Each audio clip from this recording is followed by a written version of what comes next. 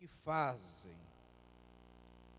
A segunda palavra está no versículo 43, do mesmo capítulo 23 de Lucas, quando ele disse àquele homem que estava crucificado com ele, ele diz: hoje, em verdade te digo que hoje mesmo estarás comigo no paraíso.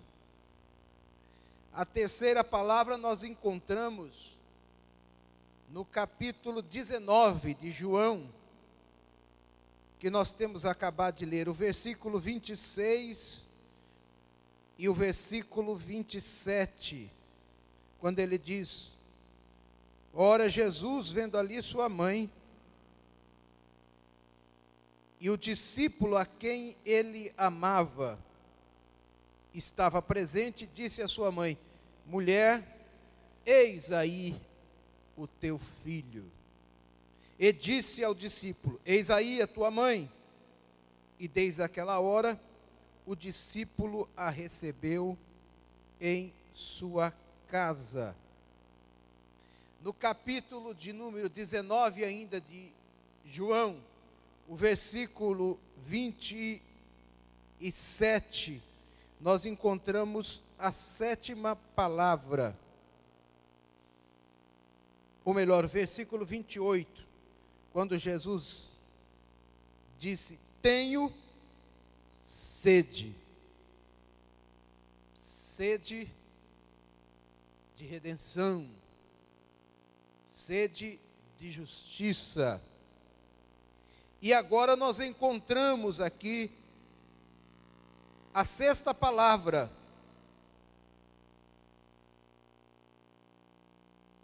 que nós poderíamos intitular a palavra da consumação da redenção. Diga comigo isso: a palavra da consumação da redenção. Repitam: a palavra, mais uma vez, bem forte,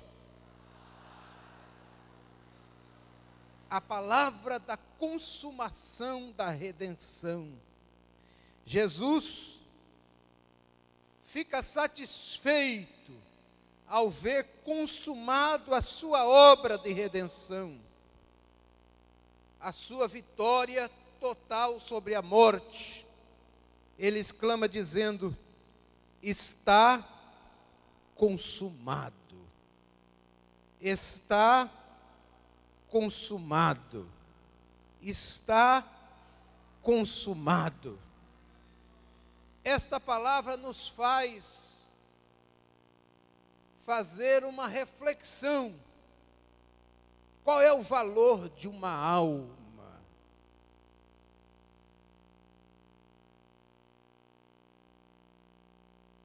Para trazer mais para perto da nossa realidade, qual é o valor de uma vida?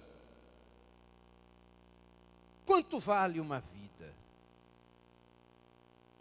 Qual é o valor de uma alma? Qual é o valor de uma vida? Não, nós estamos vivendo dias em que as pessoas não param para pensar o que significa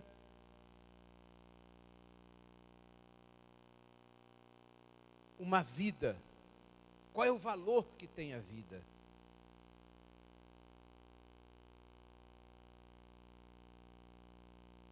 Hoje em dia, no Brasil, esta vida não está valendo muito.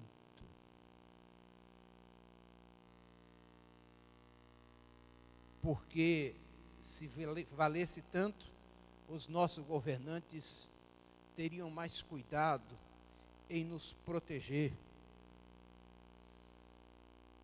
Agora chegou a época dos planos mirabolantes, começam a surgir as promessas dos governantes. E o tema, parece que o tema central desta campanha vai ser a questão da segurança pública. Tem um candidato até que está dizendo que agora vai criar o Ministério da Segurança Pública. O nosso governador criou uma coisa que está dizendo que vai resolver o problema da violência no Rio de Janeiro, que é a UPP, que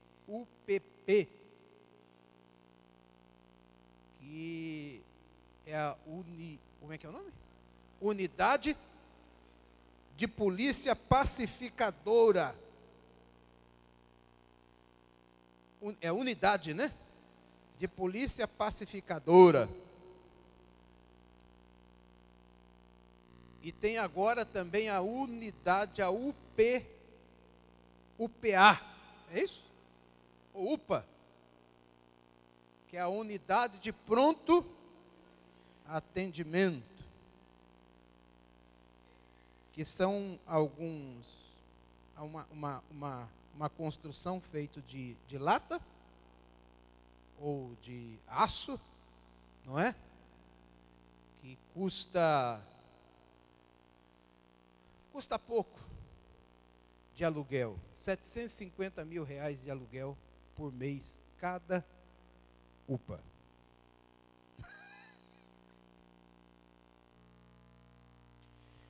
R$750 mil por mês. Em 12 meses dá 9 milhões. 9 milhões você constrói um hospital por mês.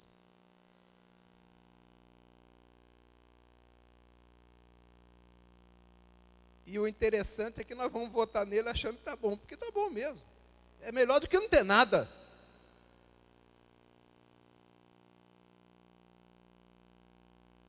A UPP, é a Unidade de Polícia Pacificadora, também está trazendo uma certa sensação de tranquilidade, pelo menos num primeiro momento, afugenta os bandidos.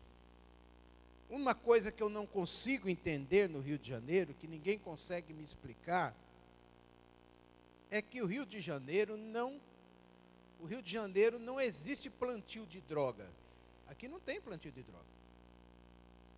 O Rio de Janeiro não tem plantação de droga. Não vai achar isso aqui. Aqui não tem fábrica de armas. O Rio de Janeiro não tem fábrica de armas. Então, a droga não é produzida no Rio de Janeiro. Irmão, é bom passar um pano aqui, porque senão daqui a pouco vai virar uma lambança isso aqui. Irmão, tu vai ganhar um grande galardão no céu. A Bíblia diz que quem dá um copo de água gelada, agora quem enxuga, eu não sei nem que tipo de galardão vai ter, mas vai ser grande. Eu acho que é dobrado, né? Glória a Jesus. Muito bem.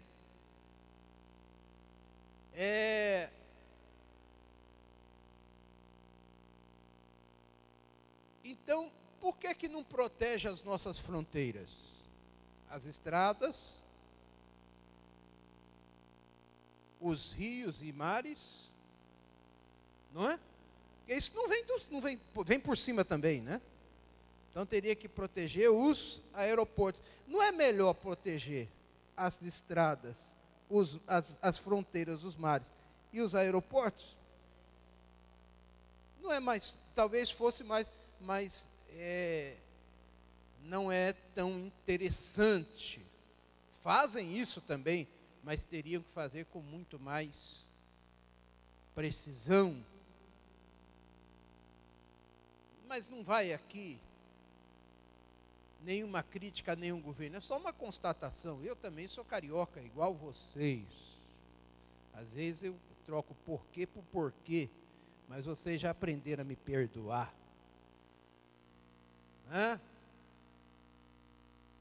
Agora é que eu descobri que esse porquê, irmão, isso é feio demais. Quando eu vou em São Paulo, eu ouço os irmãos, porquê? Piracicaba, eu falei, Jesus, mas é feio demais. Aí eu olhava assim, disse, meu bem, eu falava feio desse tanto. Falava, meu bem, você teve coragem de casar comigo? Você vai fazer o quê, né? Alguém tinha que pagar o preço.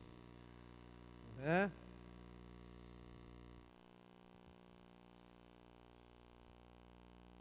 Os hospitais, irmãos. As filas dos hospitais. a falta de atendimento nos hospitais, esse sistema de saúde falido, a superlotação dos hospitais, o descaso das autoridades diante desta situação, que entra ano e sai ano, não há nenhuma crítica dirigida a nenhum governo, não, é porque isso é um problema no Brasil endêmico.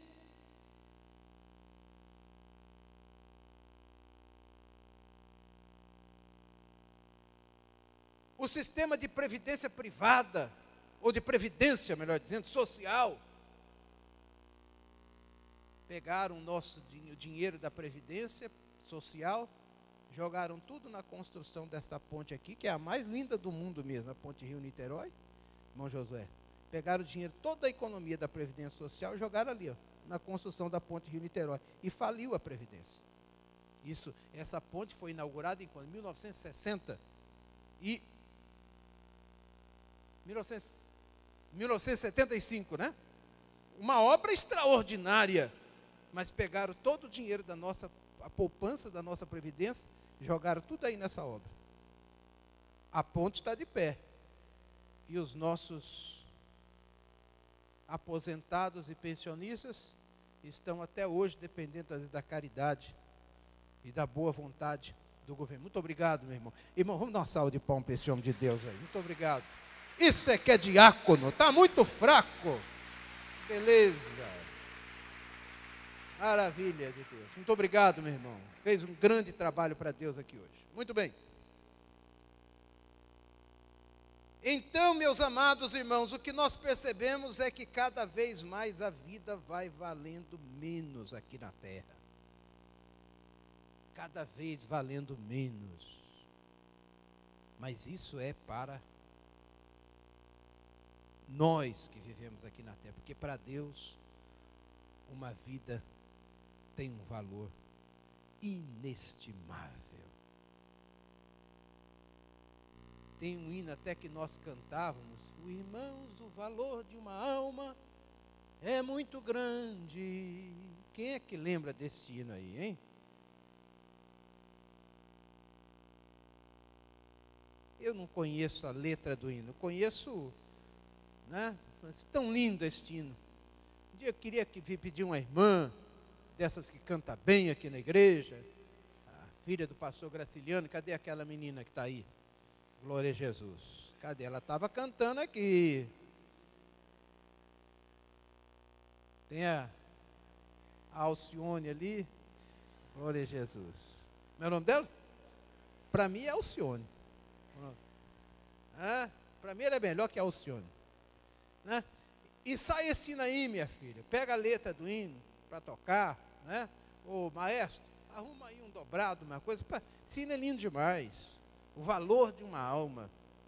Eu acho que quem gravou esse hino parece que foi a cantora Mara Lima na época, mas depois muita gente já gravou também.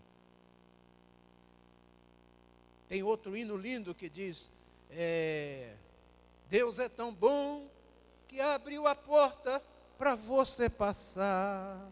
Deus é tão bom que abriu a porta para você passar. E a porta é Jesus. Esse é bonito também, né? Esse é bonito também. Tem que colocar esses hinos aí para a gente matar um pouco de saudade. Louvado seja Deus. Então ensaia isso aí, isso é coisa boa. O valor de uma alma.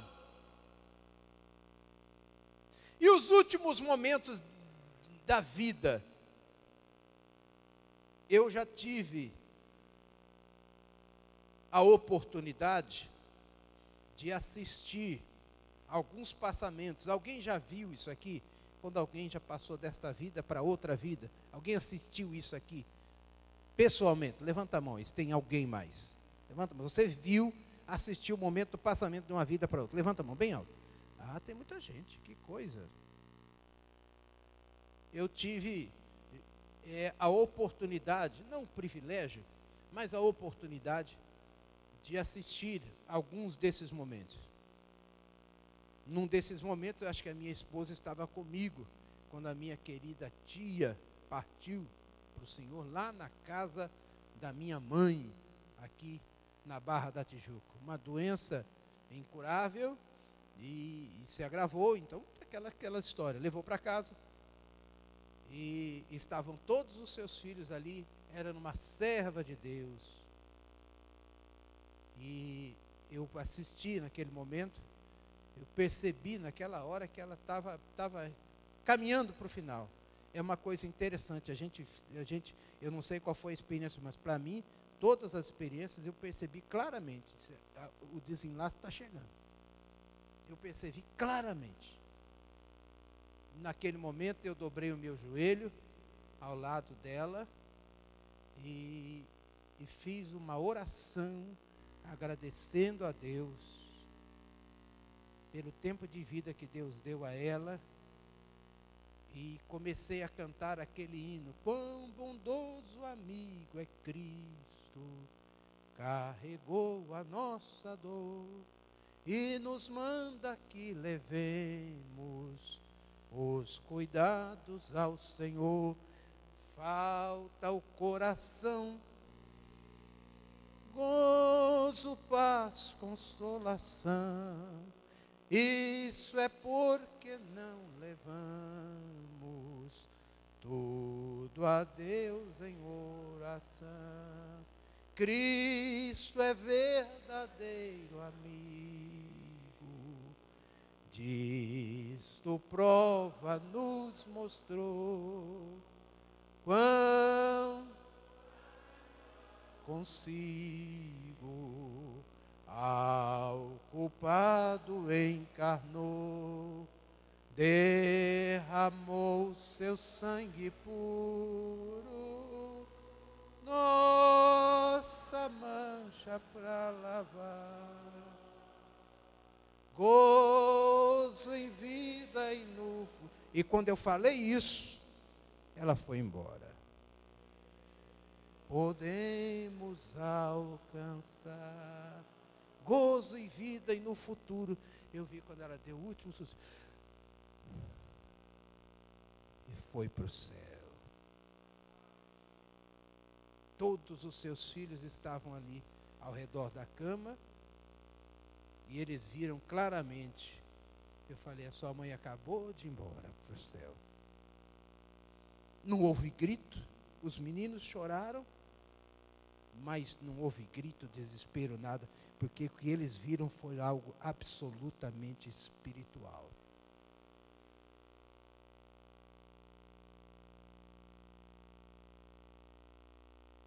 A morte do crente é diferente.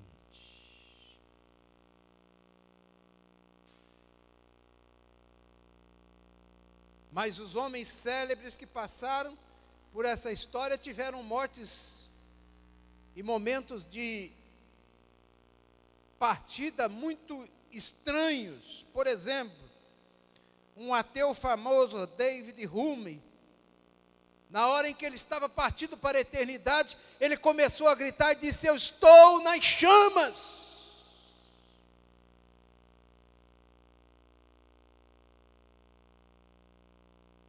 Hobbes, um filósofo inglês, diz: eu estou dando um salto terrível diante das trevas. Há um abismo esperando. Nietzsche disse: se realmente existe um Deus vivo, eu sou o mais miserável dos homens. Esta foi a última palavra de Nietzsche. E Jesus? As últimas palavras de Jesus foram essas: telestetai, que quer dizer está consumado.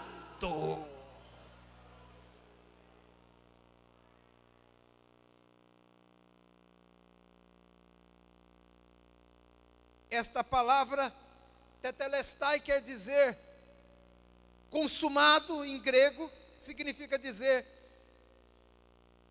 está totalmente completado,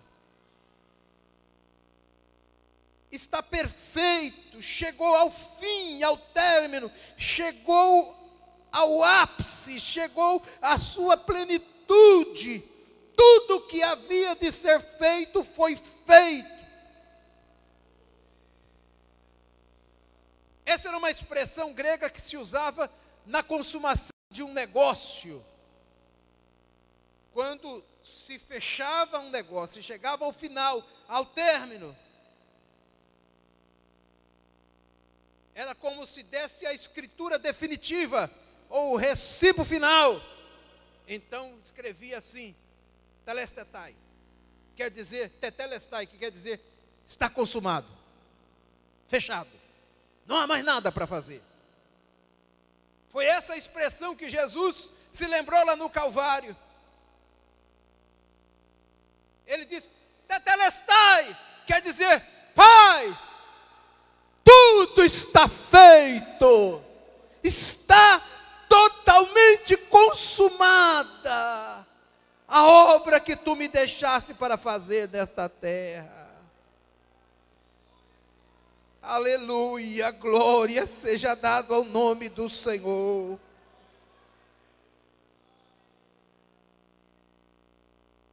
E a Bíblia diz que naquele momento em que ele gritou isto, o véu que estava no templo, que separava o lugar santo do lugar santíssimo, foi rasgado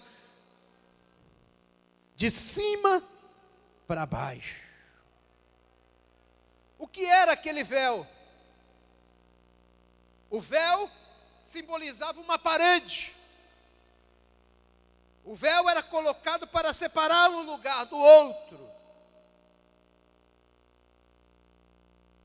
Então, somente uma vez por ano, o sumo sacerdote podia adentrar naquele lugar santíssimo. Lembra-se que o templo de Deus tinha 3 compartimentos básicos: o átrio, o lugar santo e o lugar santíssimo, onde estava a mesa do propiciatório, a arca do concerto.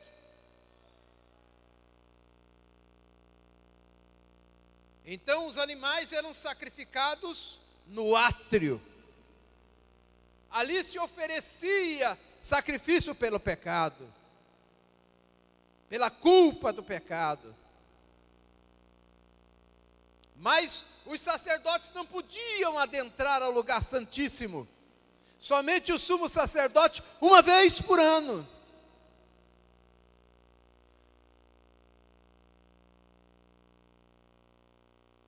E ali ficava um grande clima de expectativa, porque se o sacerdote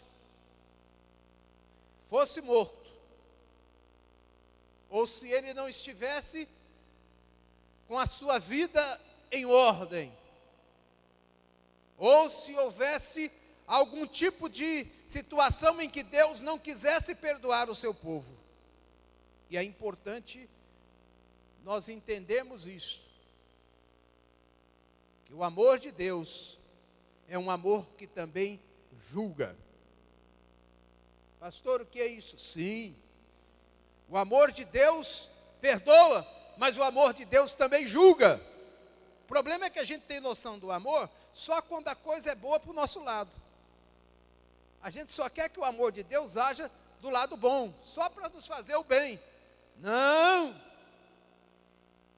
Deus é amor, mas Deus é justiça também. E uma coisa interage na outra, não são duas coisas distintas.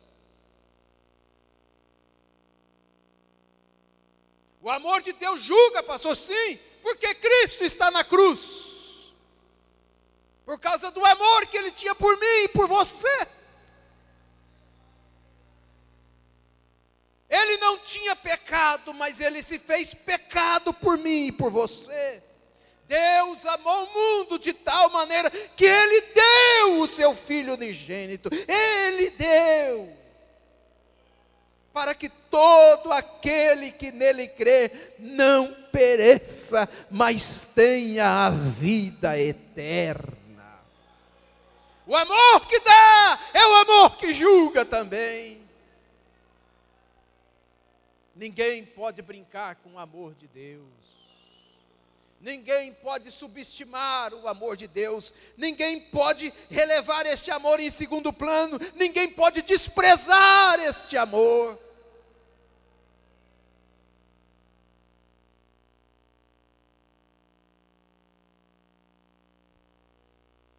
Então, o sumo sacerdote adentrava uma vez por ano, levando o sangue. E quando adentrava o lugar santíssimo, onde estava o propiciatório, ele aspergia o sangue sobre a mesa da propiciação. E se Deus tivesse aceito o sacrifício do povo, o sinal evidente disto era o retorno do sumo sacerdote para o meio do povo. Então todos ficavam numa expectativa: será que Deus vai aceitar o ano da expiação, a festa da expiação, ou vai aceitar o nosso sacrifício? Será que o sumo sacerdote vai sair vivo de lá?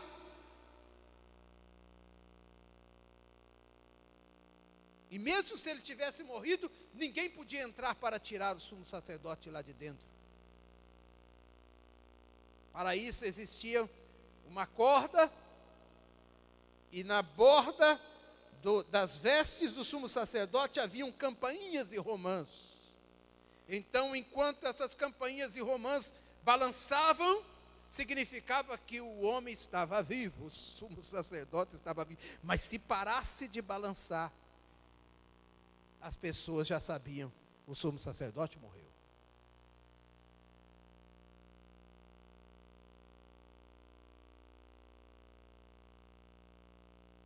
O que é extraordinário em Jesus é que a palavra de Deus diz que Ele é o nosso sumo sacerdote. Aleluia! Ele mesmo entrou com seu próprio sangue e se tornou propiciação pelos nossos pecados. Agora já não existe mais separação entre o homem e Deus, porque na hora em que ele disse: está consumado, o véu do templo se rasgou de cima para baixo. Não foi de baixo para cima, mas foi de cima para baixo. Significa Deus, o próprio Deus, rasgou o véu. Aleluia! E agora não há mais condenação, nem para mim, nem para você. Ninguém mais precisa levar sangue de animais, porque o sangue de animais somente cobria os pecados, mas não tinha o poder de remover os pecados. O sangue eterno do Filho de Deus, o Senhor Jesus Cristo, não somente encobre pecados, mas Ele remove o pecado. Está consumado. Oh, levante a sua mão e glorifique a esse Deus maravilhoso.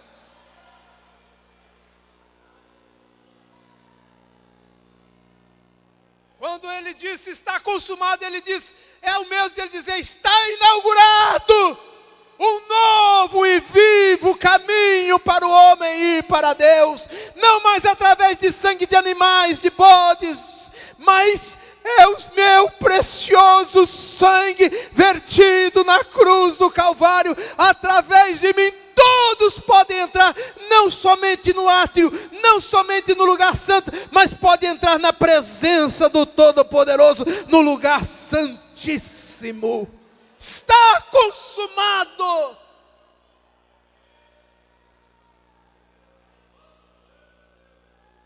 A obra está perfeita. Aleluia, glória seja dado ao nome do Senhor. Abra sua Bíblia comigo, no livro dos Atos dos Apóstolos, o capítulo de número 2.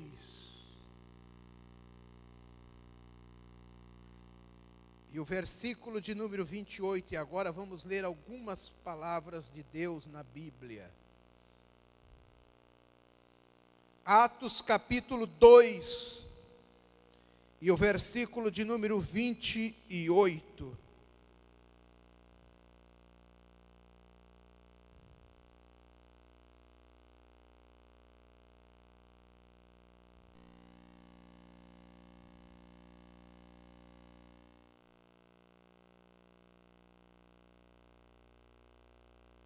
E depois eu gostaria que alguém achasse para mim, está por aí também aquela passagem que diz: pastoreie o rebanho de Deus que foi comprada com seu próprio sangue.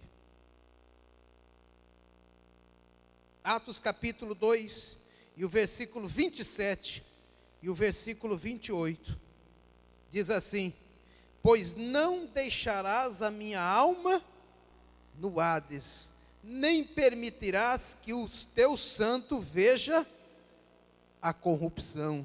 Fizesse-me conhecido os caminhos da vida, com a tua face me encherás de alegria. Romanos, o capítulo de número 3, e o versículo de número 24 e o versículo 25. E depois, se alguém achou essa passagem, por favor, me aponte aqui os obreiros aqui. Romanos capítulo 3, e o versículo 24 e o versículo 25. Os que já encontraram, leiam comigo, todos juntos. Sendo justificados gratuitamente pela redenção que há em Cristo Jesus. Versículo 25, todos juntos. Ao qual Deus propôs para propiciação pela fé no seu sangue, para demonstrar a sua justiça, pela remissão dos pecados dantes cometidos sob a paciência de Deus. Versículo 26, para demonstração da sua justiça neste tempo presente, para que ele seja justo e justificador daquele que tem fé em Jesus. Mais uma vez o versículo 26, todos juntos. Para demonstração da sua justiça neste tempo presente, para que ele seja justo e justificador. Aleluia. Justo e justificador.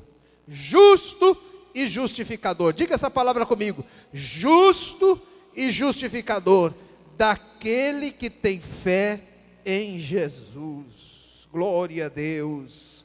1 de Coríntios, o capítulo de número meia dúzia, capítulo 6.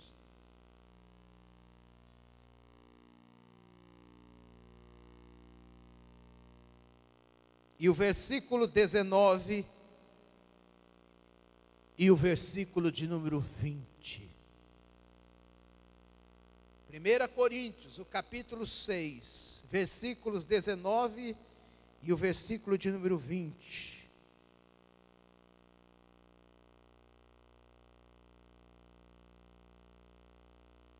Leamos todos juntos. Ou não sabeis que o nosso corpo é o templo do Espírito Santo, que habita em vós, proveniente de Deus, e que não sois de vós mesmos? Diga assim: não sois de vós mesmos. Mais uma vez: não sois de vós mesmos. Versículo 20, vamos lá, todos bem forte. Porque fostes comprados por bom preço, glorificai a Deus no vosso corpo e no vosso espírito, os quais, diga assim: o meu corpo, a minha vida, não pertence a mim mesmo. A minha vida e o meu corpo pertencem a Deus. Diga: o meu corpo, a minha vida, pertence a Deus. Diga para alguém que está do seu lado isso: irmão, a tua vida pertence a Deus. A tua vida pertence a Deus. A tua vida pertence a Deus.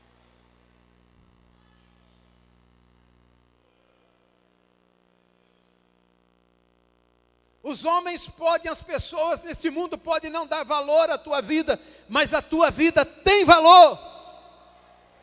Você tem valor. Aleluia! A tua vida pertence a Deus. Irmãos, pare para pensar nisso.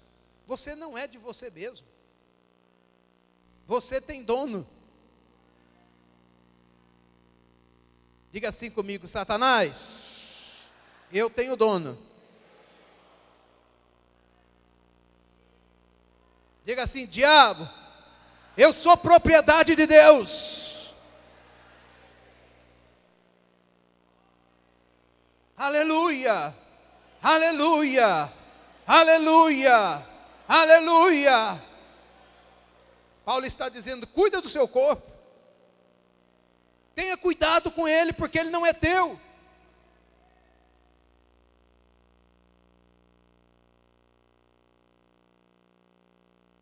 Então, imagine que eu pegue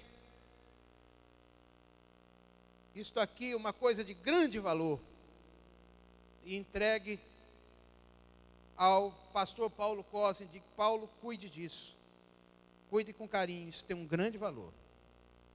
O que tem aí dentro é algo de grande valor. Por favor, cuida disto. Mais tarde eu vou vir pedir conta com você. E imagino que o Paulo pegue isso, professor Paulo, pastor Paulo, não dê nenhum valor e pegue e diz: isso não vale nada.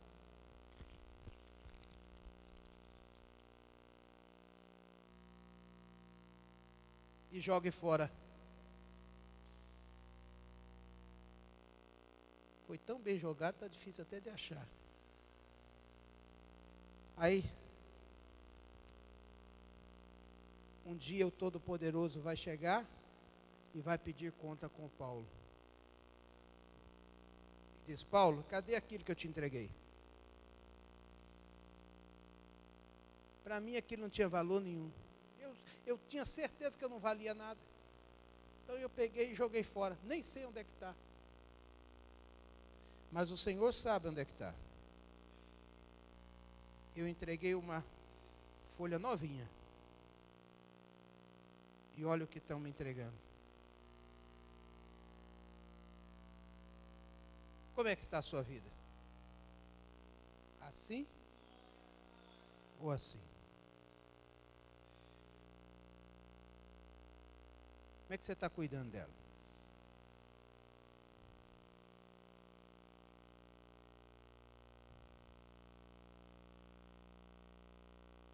Você não pertence a você. Você tem dono. O teu dono é o Senhor. Cuida bem da tua vida. Cuida bem do teu corpo. O teu corpo é o templo do Espírito Santo. O Espírito Santo não escolheu este templo para habitar. Esse templo é muito lindo, mas eu te garanto, o Espírito Santo não mora aqui. Pastor, o que é isso? Eu te garanto, ele não mora aqui. Ele não está nessas paredes. Ele não mora nesse microfone, nesse púlpito. Ele não mora aqui.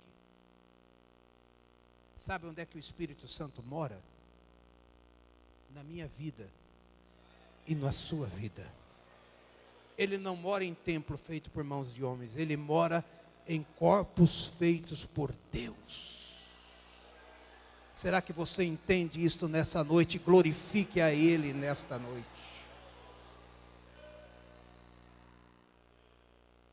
Então usa o teu corpo como um santuário. Sabe qual é o verdadeiro santuário? É o meu corpo e o teu corpo. Se você, irmãos, se nós parássemos para pensar o que significa isso. Diga comigo, coloque a mão no seu coração. Feche os seus olhos, coloque a mão no seu coração. E diga assim: o meu corpo é o santuário do Espírito Santo. Diga mais uma vez: o meu corpo é o santuário do Espírito Santo.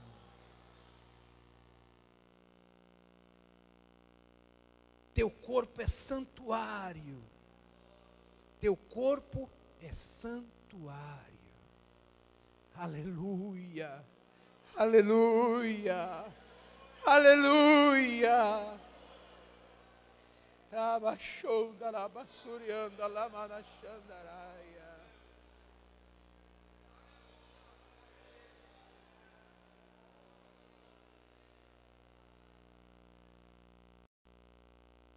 Imagine se vocês viessem para o culto dessa noite e essa igreja tivesse ficado uma semana sem limpeza, de domingo passado para cá. Como é que estaria esses bancos? Como é que estaria esse chão?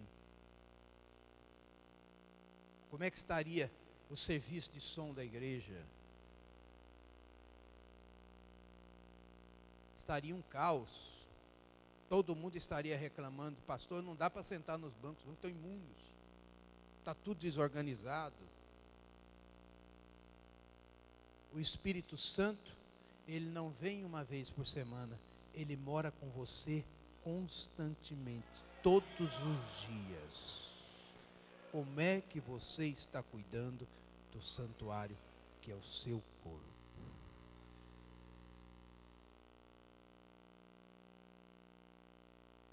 Diga assim comigo: em primeiro lugar, na minha vida, é Deus.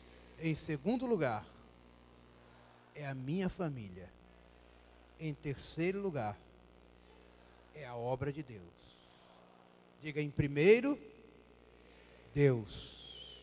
Segundo, a minha família. E quando eu estou falando de minha família aqui, eu estou falando também do meu corpo. Em terceiro lugar, a obra de Deus. Não pode se inverter isto. Você tem que cuidar, amar a Deus sobre todas as coisas. Mas depois que você amar a Deus, você tem que cuidar da sua família. Cuidar da sua família é cuidar também do seu corpo. E depois, a obra de Deus. Porque não adianta nada, irmãos, nós fazemos a obra de Deus com o nosso corpo em frangalhos. Deus não quer isto. Deus não quer isto. Cuida do seu corpo. Zela dele. Porque ele não é seu. Ele pertence a Deus. Ele é santuário de Deus na terra. Fostes comprados por bom preço, glorificai a Deus no vosso... Irmãos, que coisa! Diga comigo essa expressão: glorificai a Deus no vosso corpo.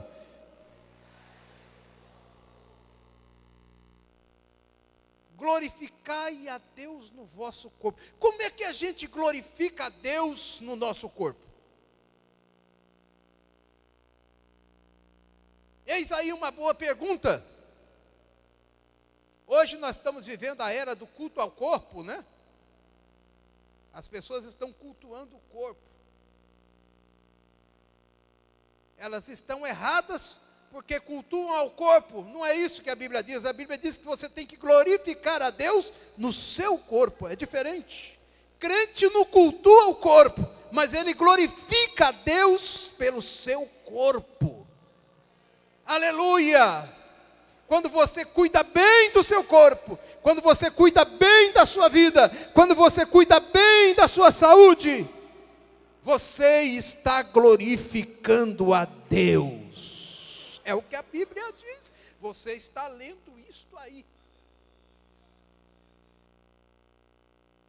Aleluia! Glória a Deus! É por isso que quando a gente vê um crente bonito, que tem crente bonito, tem uns feios também, mas tem uns bonitos, irmão Sebastião. Arrumadinho, ajeitadinho, saúde, né? Pressão 2/8. Glória seja dada ao nome do Senhor. Colesterol 0. De bem com a vida. Sorrisinho 2:3. Coração alegre, aformoseia o rosto. Andando de cabeça para o alto aí, em pezinho. Magrinho de preferência, né? Agora eu posso.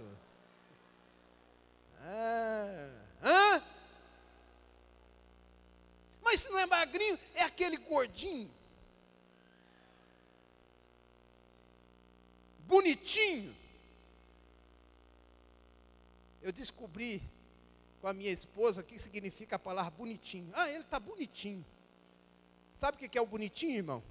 É o feinho ajeitadinho.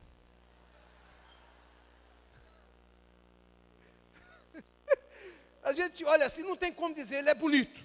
então você fala, irmão, ele é bonitinho, né, irmão? É o feinho ajeitadinho, né? Porque tem uns feinhos que são ajeitadinhos, você fala, olha assim, fala, rapaz, mas não é que ele está bonitinho? Não é que ela está bonitinha?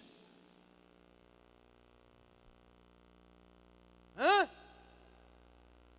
Toda ajeitadinho, bacana, tal. Você olha assim e diz, rapaz, mas que coisa. Ô Neto, desculpa, quantos anos você tem?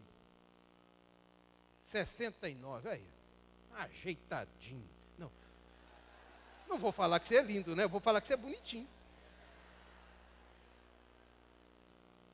Abraão, quantos anos você tem? 83, mas que maravilha. Fica de pé aí, Abraão. Olha aí, ó. Pelo amor de Deus, eu quero ver quem vai chegar com 83 com essa vitalidade aqui, saúde, corpo perfeito. É bonitinho também.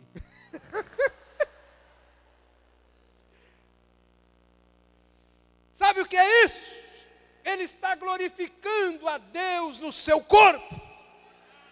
Aleluia, glória seja dada ao nome. Isto, mas eu tenho medo, irmão, de mexer com isso por causa da vaidade. Que vaidade, irmão?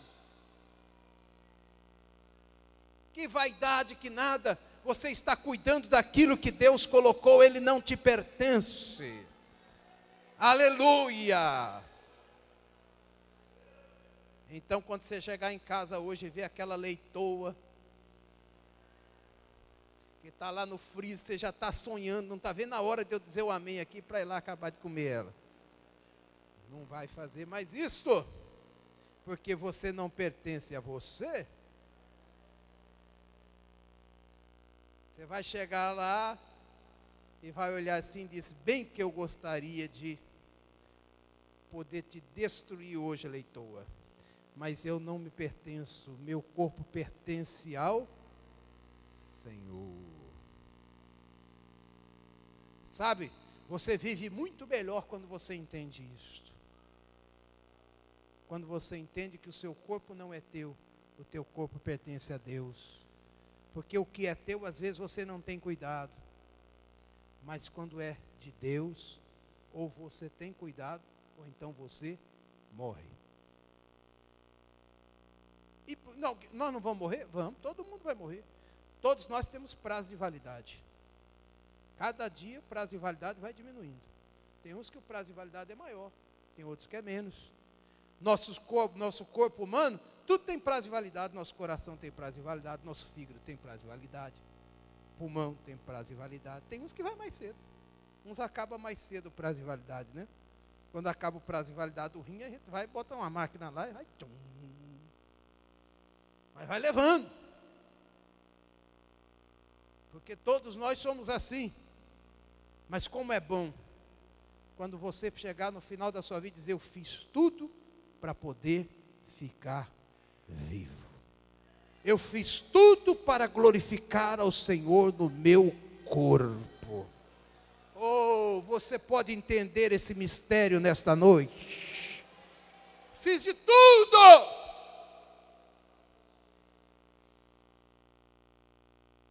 Porque a morte, meus irmãos, é uma coisa normal na vida. As pessoas às vezes dramatizam demais, nós todos dramatizamos demais a morte. A gente se descabela, meu Deus, vai morrer, não sei o quê. Ora, meu irmão, todos nós temos começo, meio e fim. Imagine esta vida se nós não morrêssemos. Imagine se todo dia não morresse um tanto de gente na terra. A gente tem que chegar à morte desse jeito, de forma inteligente. Imagine que se só tivesse nascendo gente, todo dia nascendo gente, todo dia nascendo gente, todo dia nascendo, hein, pastor Samuel? Todo dia nascendo gente, vai nascendo gente todo dia só nasce, não morre ninguém. Daqui a pouco não ia ter comida para nós, irmão. Não tinha casa para caber esse povo todo, não é verdade?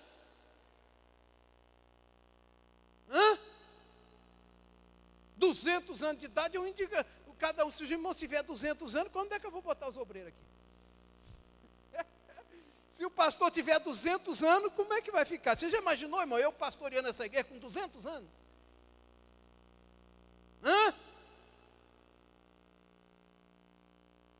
E os pais de validade tudo acabando. Daqui a pouco eu já não consigo ficar em pé, não consigo andar, alguém tem que me trazer de maca.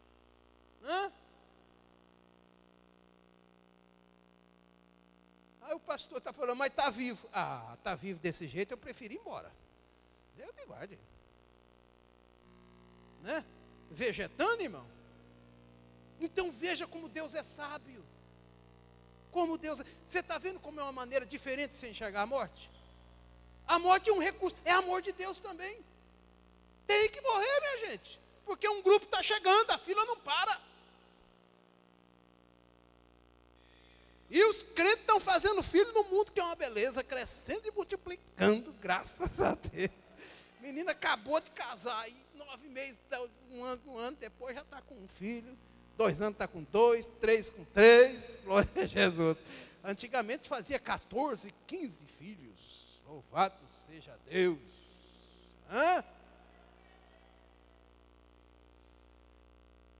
Eu conheci um pastor que teve 25 filhos, que maravilha. E ele ainda falava, meus filhos estão tudo vivos, forte. Então, tem que morrer mesmo. A vida é isto. Uns passam e outros chegam. Esse é o ciclo natural da vida. Nós não podemos usar a dor da partida, a dor... Ô irmão, às vezes você está chorando aí até hoje. Para com isso, irmão. Para com isso. Para que ficar chorando? O que é isso? Isso é coisa da vida. Quem nasce um dia vai morrer. Você também vai morrer. A única coisa que a gente tem certeza nessa vida é que a gente vai morrer. Aí ninguém vai ficar aqui para semente, irmão. Ah, irmão, eu nunca vou morrer. Não, vai morrer sim, irmão. Mas o importante é que quando chegar no dia de você ir embora e partir, você vai consciente dizer, eu fiz de tudo para viver bem nesta vida. Eu glorifiquei a Deus no meu corpo. Aleluia. Glória a Jesus, glória a Jesus, glória a Jesus. Glorificai, pois, a Deus no vosso corpo, porque Ele não pertence a você, Ele pertence ao Senhor. Efésios, capítulo 1, e vou caminhar para o final, e o versículo de número 6 e 7.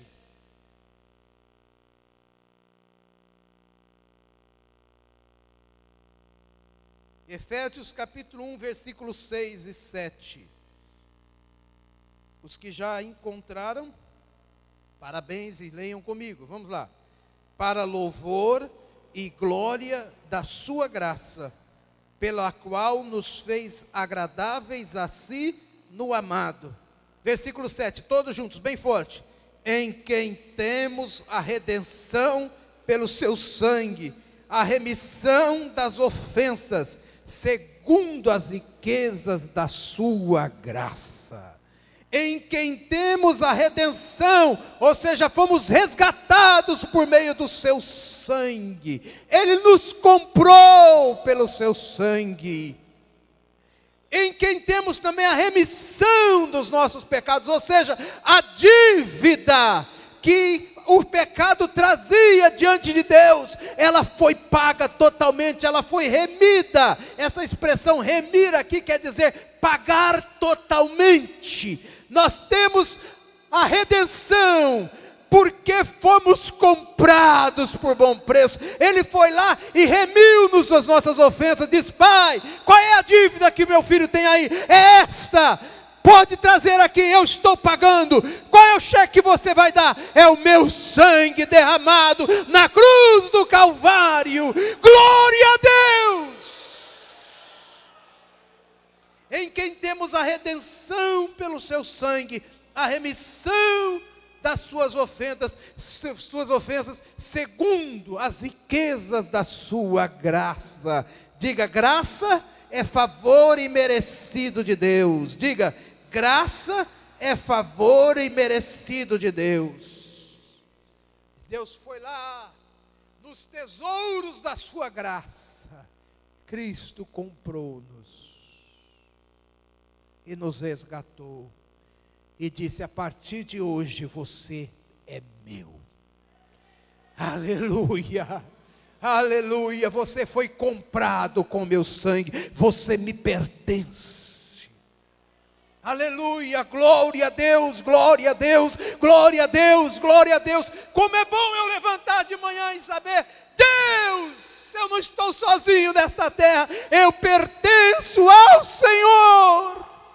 Ele pagou o preço da minha redenção. Apocalipse, capítulo 5, e o versículo 9 e o versículo 10. Apocalipse, capítulo 5, versículo 9 e o versículo de número 10.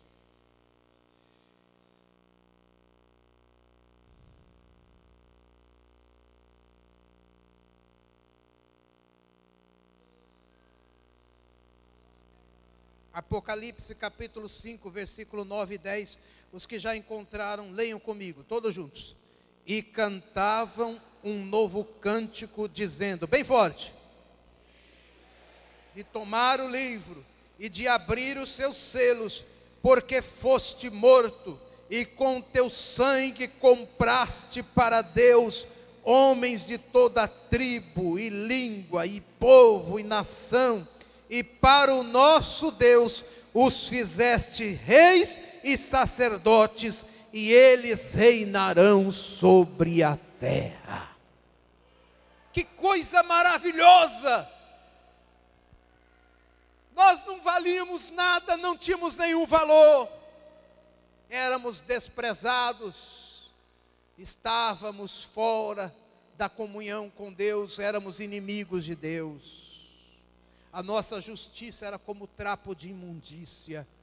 Ele foi lá e disse, eu quero comprar o preço do Abner. Aleluia, eu vim aqui pagar a dívida que o Abner tem para contigo, Todo-Poderoso. Está aqui o preço, é o meu próprio sangue. E sabe o que ele fez mais? Ele não somente me inseriu neste reino, não. Sabe o que ele fez? A Bíblia diz, a partir de hoje, Abner, você vai ser rei e sacerdote no meu reino.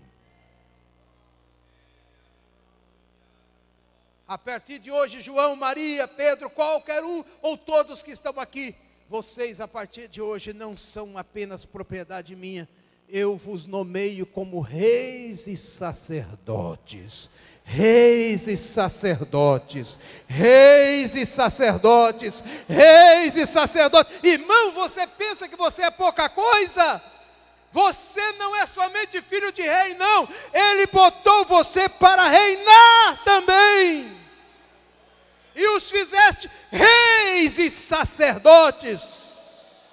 Rei para reinar, sacerdote para interceder, rei para reinar, sacerdote para glorificar a Deus com o meu corpo, com a minha vida, com a minha voz, com o meu trabalho, com a minha atuação, com o meu ministério, com a minha chamada, reis e sacerdotes.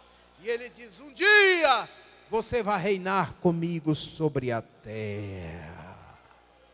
Oh, glorifique ao Senhor nesta noite, porque você é muita coisa.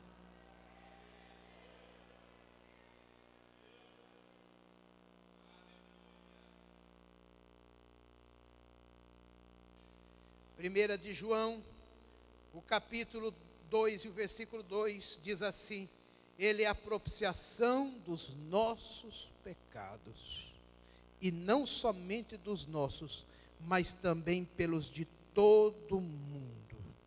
E capítulo 4, o versículo 10 diz, nisso está o amor, em que nós tenhamos amado a Deus, mas sabendo que Ele nos amou a nós, e enviou o seu Filho para a propiciação dos nossos pecados.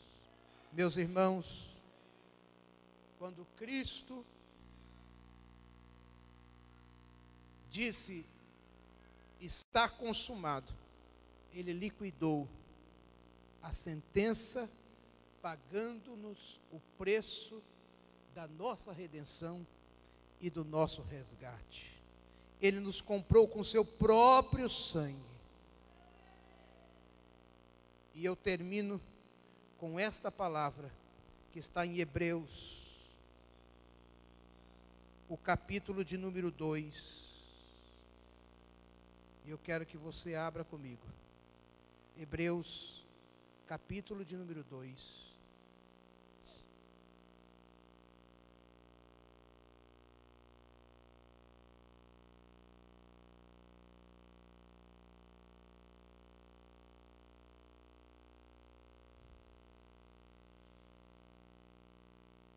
E o versículo